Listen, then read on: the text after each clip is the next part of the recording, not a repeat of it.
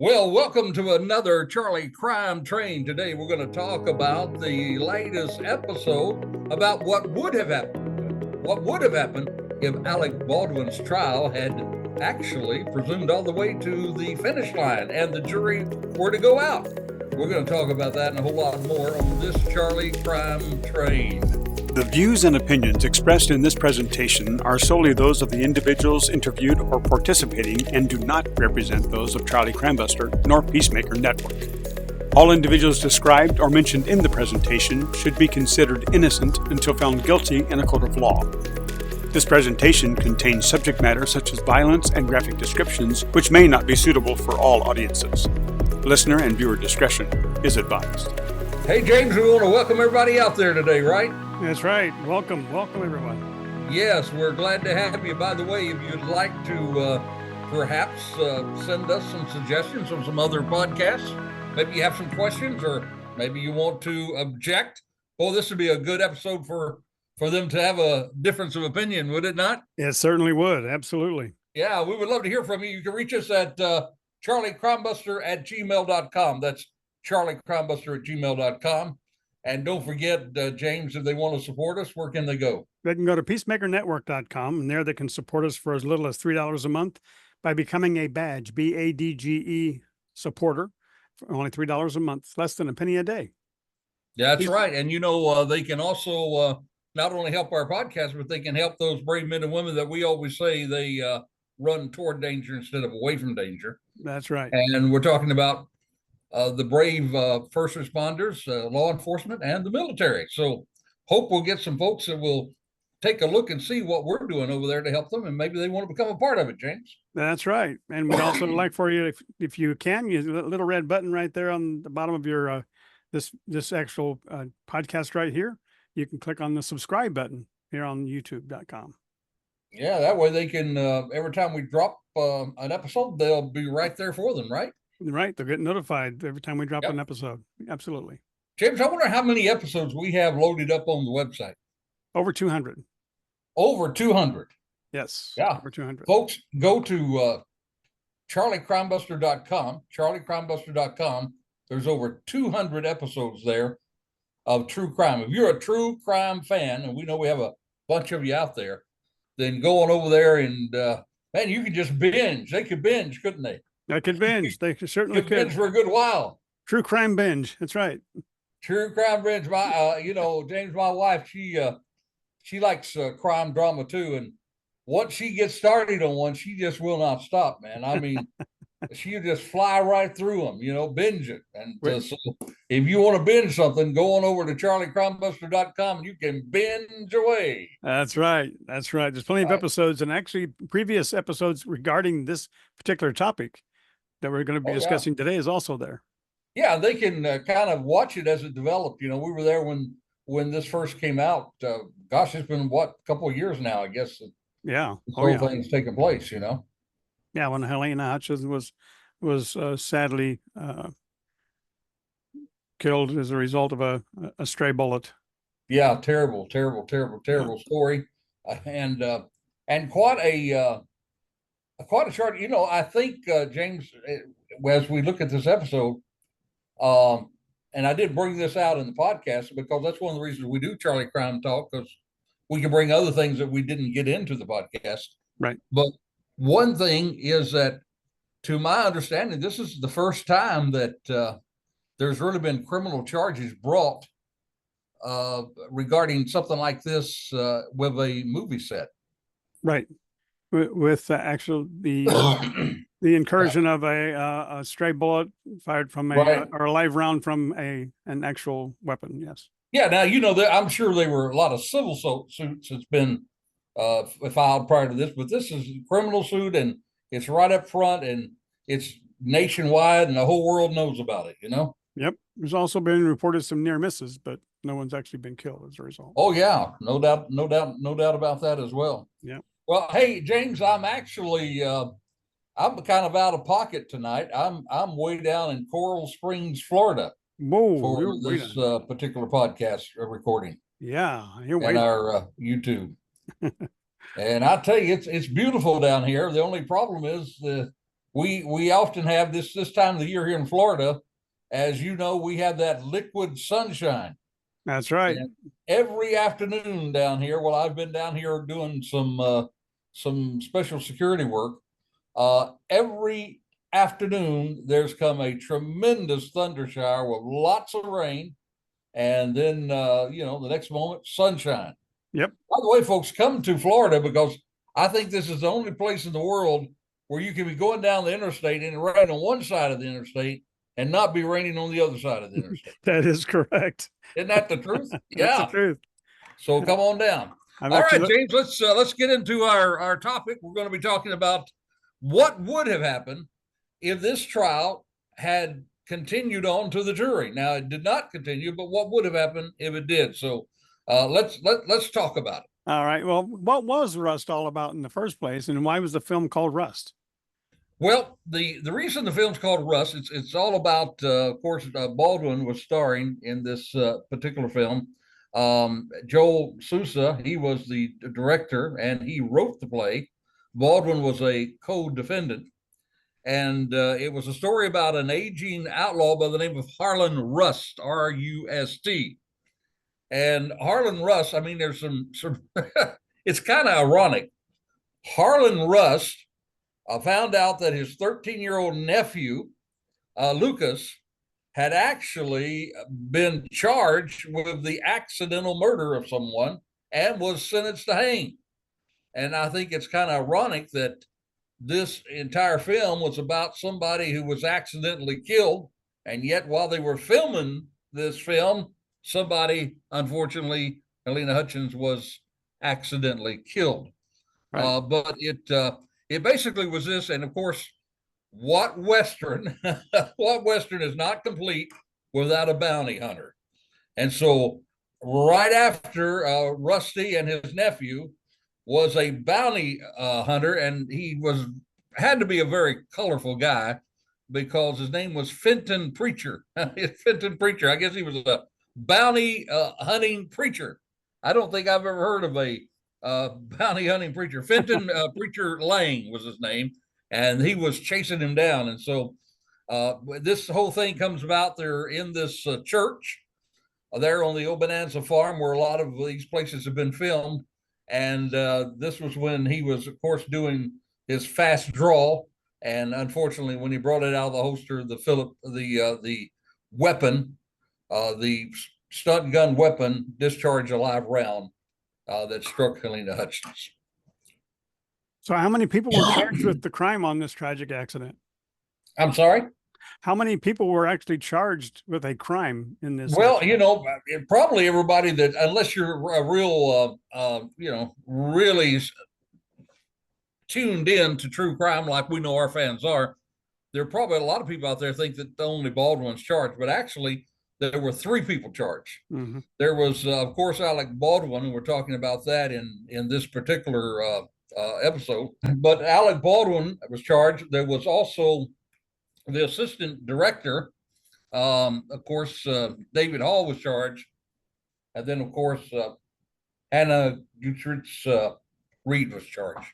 So what happened to each of them? Yeah, well, Alec Baldwin, of course, as we know, the charges were dismissed. Assistant director David Halls, he actually pled no contest. He didn't plead guilty, pleaded no contest, and he got 6 months probation, so he didn't spend any jail time. And incidentally, James, I read that a similar deal was offered to Baldwin, but he turned it down. Mm-hmm. And then, of course, we all know we covered the Hannah Reed trial. She was found guilty by the jury and given 18 months that she's serving at this point. You mentioned the trial for Baldwin was dismissed. Why? Explain why. Well, it was a violation. It was a Brady violation. Apparently, toward the end of the first trial, there was some ammo that was found that they thought was perhaps connected to the ammo that went to the set. And this gentleman actually brought this to the police department. The police took it in, gave it to the prosecutor. The prosecutor decided upon themselves that they thought that it wasn't evidence that would actually be attached to the case. And so they actually filed that evidence under another case file. And the problem was this was evidence that the defense should have had an opportunity to view, and they could determine whether they think that the evidence would be of evidentiary value for them in the defense or not. It's not up to the prosecution to decide that. It's up to the defense to decide that. And what even made it more, I think, suspicious was they actually filed it under another file that wasn't related to the case. And it has the appearance that they were hiding it, James. And so while they were questioning in the early part of the trial, one of the prosecutors, one of the prosecutor investigators, they found out that this evidence existed, and they brought it before the judge, and the judge said that it was highly prejudiced, and so she dismissed the charges against Baldwin with prejudice, meaning you can't bring those charges against him again. Well, do you agree that the trial should have been dismissed? I certainly do. I don't know that if the evidence had been reviewed, I don't know that the evidence would really make a difference in the trial or not. I'm not sure about that. I can't say that it would or it wouldn't, but I can say this: that should have been called by the defense, and the defense never got to look at it and even decide whether they want to use it or not.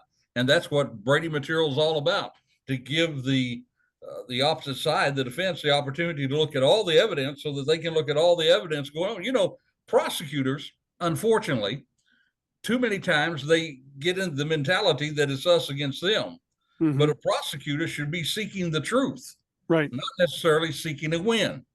And our court is set up to the side that a prosecutor should be looking for the truth, and the prosecution finds evidence that could, somehow help the defendant, they're obligated to bring it forth. But too often, these contests becomes highly contested, and it becomes a win or lose situation, and people try to, scoot around the rules. I think definitely the judge made the right call on it. Well, the fact that it was dismissed, do you think that this will impact other charges? Well, right now, Reed's attorneys, they have made appeals. She's already in jail, as we know, in prison, actually, because of serving her sentence. And they're already making an appeal. And it may or may not. It's according to what the judge thinks. If the judge thinks that this evidence, and I think the other thing, I think it probably depends on when this evidence came to light. I've heard two different things, that it came to light at the end of her trial. If it did, then I think it may really will impact. But if it came, if it came during the trial, it would impact. If it came way at the end, then it may not impact. But I wouldn't be surprised if at least there's some appeal. The problem is, by the time they get through all those appeals, she's just doing 18 months. She's going to get time served. She's going to get some time off. It may not make a difference in her jail sentence, but she may want to try to, to scoot around it. Although I still think even if she was given another trial, I think she would still be found guilty. Yeah. Well, where do you think the Baldwin trial was going before the sudden and unexpected dismissal? Well, in the podcast, we tried to lay out, from what we could see, the strategy of the defense and the strategy of the prosecution. And we know what the prosecution was saying. The prosecution was saying that Alec Baldwin was very careless.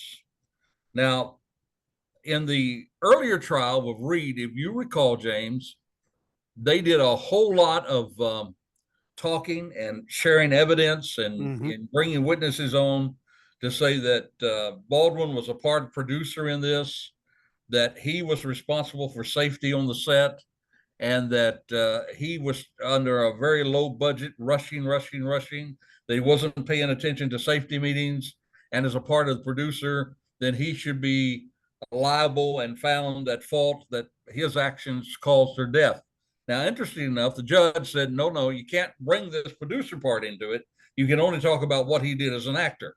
And so then they were beginning to say in the trial that as an actor, he was very careless, that he would walk around with a weapon and he would point it at other people, use it like a pointer, like you take a stick and pointing at something, and that he was oftentimes using the quick draw and that sort of thing, and that he was very careless. He did not listen to safety meetings. He rushed things, and that because he was careless, he actually violated and they made a big deal out of this. They called it the cardinal rule. And James, you've listened to this podcast enough. You know what those cardinal rules are. That's when right. Operating a weapon, right? That's absolutely right. Yep. And so say, they said number one, that he pointed the weapon at someone, or he assumed that the weapon was unloaded. And the cardinal rule is that you always think you treat every weapon like a loaded weapon. Exactly. You do not put your finger on the trigger, and you not point it at anybody unless you intend to shoot. And so they said that he violated all of those. And there was a real big deal, if you remember. Alec Baldwin said, "I did not put my finger on the trigger." The prosecution, this even prior to the trial, said the FBI examined the weapon, and there was no way that weapon could have discharged unless the trigger was pulled. So there was a real big deal about that. So I thought it was really unique when the defense finally got their opening statement and basically said it doesn't matter whether his finger was on the trigger or not, because he was doing the job as an actor. It wasn't his responsibility to make sure that the gun was safe. It was the responsibility of the armorer. It was the responsibility of the assistant director, Mr. Halls, and that you had two people whose main job was to make sure that weapon was safe. There were no live rounds in it whatsoever. The actor did not have that responsibility. The actor had to get into character. They had to get into role. Of course he's going to be drawing the weapon. Of course he's going to be pointing the weapon. Of course he's going to have his finger on the trigger. And so basically, I think the bottom line they were saying is that Alec Baldwin was doing nothing but his job, an actor. Unfortunately, the armorer, the assistant director, did not do their jobs, and that was the result of the death of Miss Hutchins. So culpability actually rested on both the armorer and the assistant director. I'm sorry? The culpability rested on both the armorer and the assistant director. Exactly. Yeah. That's basically what the prosecution was saying, and the defense was saying that. And so it was going to come down to the jury of whether they believed that the prosecution was correct in saying that Alec Baldwin's careless behavior on the set was part of the cause of the death of Hutchins, or whether they believed the defense had said that wasn't his responsibility. That was the responsibility of someone else. Well, what do you think would have happened if it had gone to the jury? Well, I think the jury would have come back with not guilty. And I say that because a couple of the jurors have already been interviewed and said that they would have voted not guilty. In fact, one of them said, "I don't even know why we're here." It's pretty cut to them that it wasn't Baldwin's responsibility to make sure that weapon was safe. It was the armorer and the assistant director's responsibility. And so I think the jury would have done that. The only thing is, you remember one person going and saying not guilty or not going guilty would hang up the whole jury. And I know there were at least 2 or 3 people that would have done that. I actually believe that I believe it would have been anonymous, unanimous rather. I believe that the jury would have voted not guilty as total. Well, what lessons have we learned from all of this? Well, I think there's a couple of lessons. Number one, that if you're involved in justice, if you're involved in the legal world, you need to have integrity. You need to be honest. This certainly looks like that the prosecutors were not honest. They were not acting in good faith. They hid this evidence from the defense. It was a violation of the Brady rule. And I think it really made the prosecution look deceitful. In fact, there was one of the prosecutors, if you remember, she resigned the moment she found out about this. She came on late in the case, did not know that this evidence had been brought to them, did not know that they hid it under another case file, did not know that they did not make it available to the defense. And she asked the judge for permission to resign. She resigned. And I admire that. I think that's great. So I think there's a lesson is that we need to pursue integrity, particularly with justice, and we need to get away from this thing of being a game of who wins and who doesn't win. Right. And we need to seek the truth, That's right. The other lesson, of course, I think is for all of us out there who do have weapons, who do use weapons to protect ourselves and have the Second Amendment right to bear arms. I believe that we need to realize that those cardinal rules we talked about it's very important for us because we do not have an armor walking around making sure that the weapon is safe. That's right. We don't have an assistant director as a second person to say, now, wait a minute, let's make sure it's safe. So whose responsibility is, if we don't have that, then it's our responsibility. It's our responsibility to treat every weapon like a loaded weapon. It's our responsibility never to point the weapon unless we intend to use it, never to put our finger on the trigger guard unless we intend to shoot. And I think that we have to follow that. I mean, I just read today about another situation where there was an accidental discharge. Simply this was a boyfriend and girlfriend, and he found a loaded weapon at his house, and this was like a 17, 18-year-old kid, and he and his girlfriend are playing with it, and she takes the gun and it discharges, and she kills her boyfriend accidentally. But this family is ruined. They're going to be grieving for the rest of their life. This young lady's life is ruined because she's going to go to jail, for involuntary manslaughter, I think. And so we just have to be very, very aware of the fact that we do have, I believe, the right to bear arms, but with that right comes a responsibility. And that responsibility is to treat our weapons and to make sure that we keep them safe. Good advice. Very good advice. Yep. Yeah. So where do we go from here on what's coming up this coming weekend? Well, I was just looking today. There's several things out there that's really catching our attention. We would love for someone to just send us a suggestion, and we might just go with it because right now we're kind of wide open on it.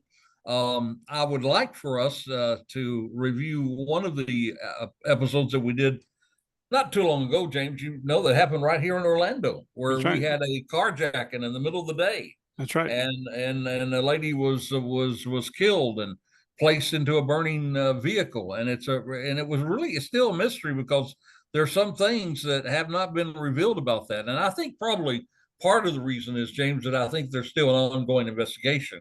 And they're holding things to their chest. But we're going to look into that, see if we can find a little more information about this carjacking that took place in the middle of the day that has all the writings on it that indicates that there was probably a drug cartel behind it. Mm-hmm. That's good. Looking forward to that podcast. Yes, sir. All right. All right, James, tell the folks again how they can get involved in this thing to the point that when we drop our YouTube episodes, they can get them right that time that we drop it. They can go to youtube.com/@charliecrimebuster. That's the tag @charliecrimebuster. And there they can subscribe. And by subscribing, that means that every time we drop an episode, it will be dropped to their email address. The fact that we have released another episode of Charlie Crimebuster. So, and that's for both the podcast as well as the crime talk that we have. So they can also email us at charliecrimebuster@gmail.com. It's charliecrimebuster@gmail.com, or support us at peacemakernetwork.com. That's peacemakernetwork.com. And there they can become a badge member, and they can pick one of the packages that are there. But there's more than just one package of being a supporter, but we recommend the lowest one that we ever. It's more affordable for everybody. And then the last one is they can also go to Twitter, and that's C_Crimebuster, and that's C_Crimebuster at twitter.com or x.com as it is known now. And they can also go to our Facebook page, facebook.com/charliecrimebuster. So there's plenty of places that they can visit all of our episodes and get more updates on what we're doing, what we're promoting in the way of podcasts. So there's other ways to be in contact with us and keep informed. So we're in the process of expanding our network, and we want people to join us as we begin to grow and continue to grow. Yes, sir. And also, James, if all that fails, just Google Charlie Crimebuster, right? That's right. we always come to the top. Yeah, there you go. So until next time, this is Charlie Crimebuster reminding you, stay safe, stay alert. Yep. For the life you save, it could be your very own. You have been listening to Charlie Crimebuster. You can find additional podcasts at charliecrimebuster.com. You can also support our first responders, military, and law enforcement communities at peacemakernetwork.com, or subscribe to our YouTube channel using tag @charliecrimebuster. Even visit our Facebook page, facebook.com/ facebook.com/charliecrimebuster. Or if you would like to make suggestions for future podcasts, please send your ideas to charliecrimebuster@gmail.com. That's charliecrimebuster@gmail.com.